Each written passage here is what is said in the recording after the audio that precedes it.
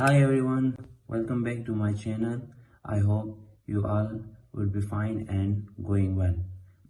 So today's our topic is TCAS. I hope you have heard about this word. TCAS means Traffic Alert and Collision Avoidance System. Do you know why TCAS is important in an aircraft? TCAS is important in aircraft because back in 2002, one Boeing 757 cargo aircraft and another aircraft crashed in the mid-air collision. Be strong.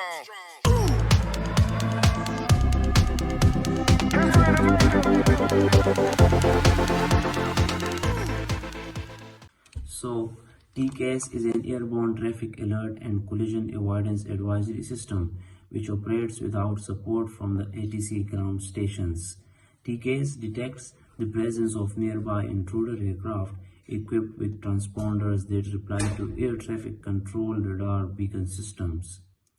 TCAS tracks and continuously evaluates the threat potential of intruder aircraft to its own aircraft and provide a display of the nearby transponder equipped aircraft on a traffic display.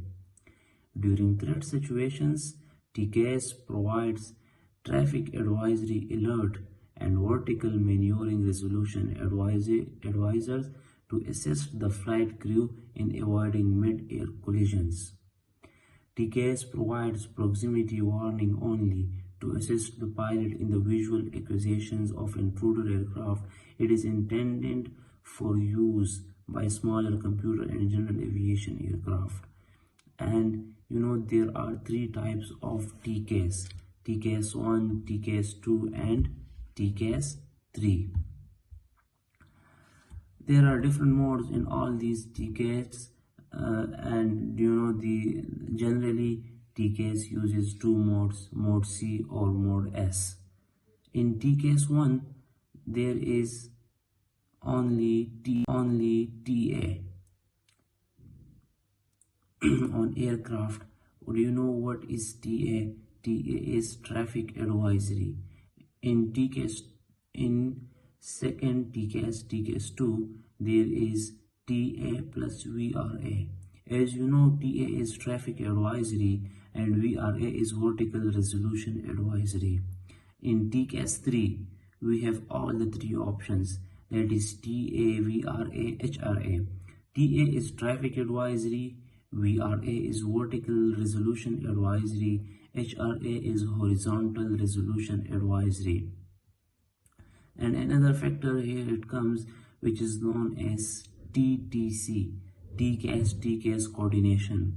When a TCAS III is installed on the aircraft, then the TCAS of the one aircraft starts communication with the TCAS of the second aircraft.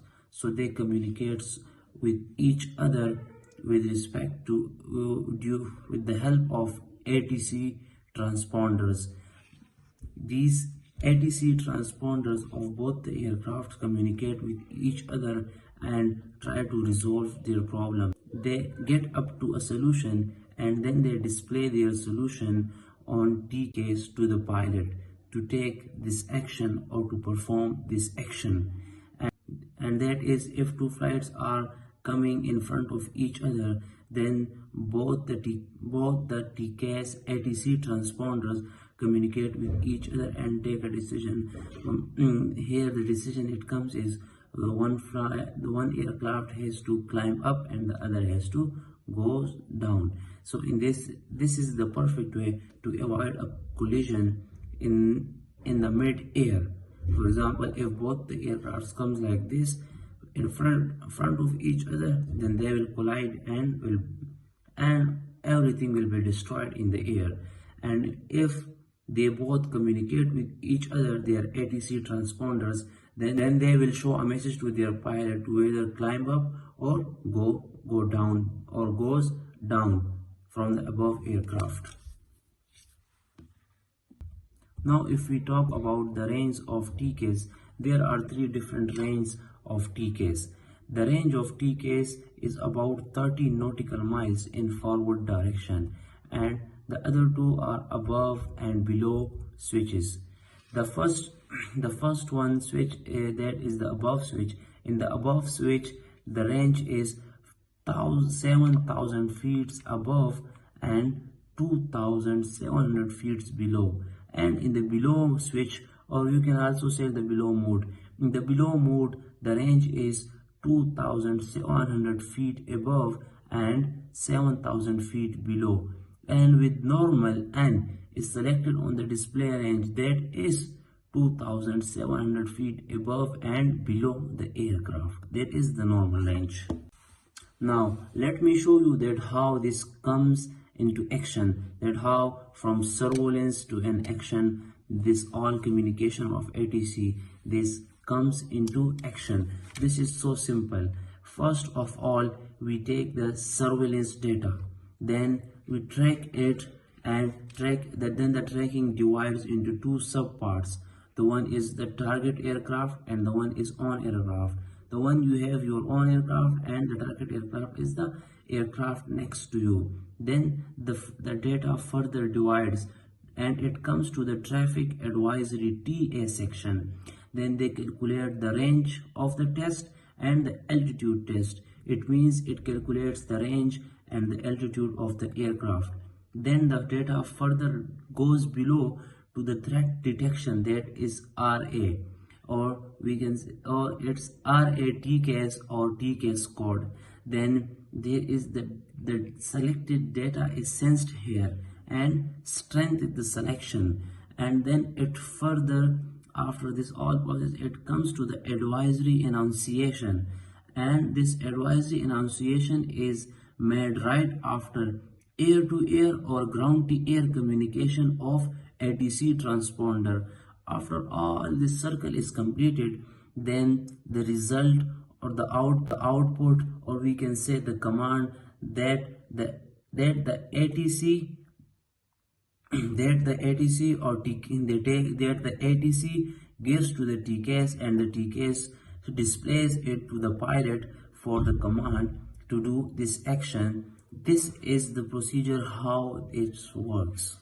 Another situation that we face in the TCAS system is that when the display traffic and resolution advisory are supplemented by synthetic voice advisors generated by the TCAS computer, the word traffic and enunciation at the time of the traffic advisory, which directs the pilot to look at the TA displayed to locate the introducing aircraft.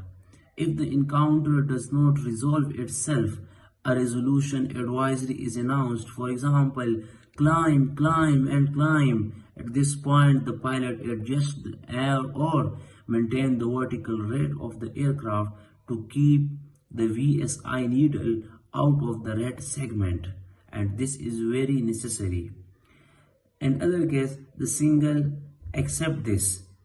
single announcement clear of conflict indicates that the encounter has ended, range has started to increase, and the pilot should promptly but smoothly return to the previous clearance. This is the one point where the pilot has to handle the aircraft or to maneuver the aircraft. And let me tell you another additional point, that whenever the pilot of one aircraft communicates with the pilot of the second aircraft, then they communicate usually with high frequency HF or very high frequency VHF. These are the two frequencies with the help of which the pilots communicates with each other. Another thing that I would like to show you, that is the VSI TCAS Indications. This is the display which is used for the TCAS to display. We can name them as a hollow diamond, amber circle, square red, and blue diamond. These are their names. And do you know that how can we test these TCAS that actually they are in the working condition or not? Here we have a performance monitoring test. It is important for the pilot to know that TCAS is operating properly or not. For this reason, a self-test system is incorporated. Self-test can be initiated at any time on the ground or in flight, wherever you can want, by momentarily pressing the control unit test button. By momentarily pressing the control unit test button, by momentarily pressing the control unit test button, if TAs or RAs occurs while the self-test is activated in flight, the test will abort and advisors will be processed and displayed. When self-test is activated, an oral enunciation TCAS test is heard and a test pattern with fixed traffic and advisory symbols appear on the display for 8 seconds. After 8 seconds, TCAS test pass or TCAS test fail is orally announced to indicate the system status. I hope you guys enjoy these videos and learn more about TCAS system, that how it works. Let me know what will make this video more attractive and what was the most amazing part of the video that you liked the most, or what I have to improve in my videos. I'll be waiting for your response. Thanks for watching. That's up for today. Have a nice day.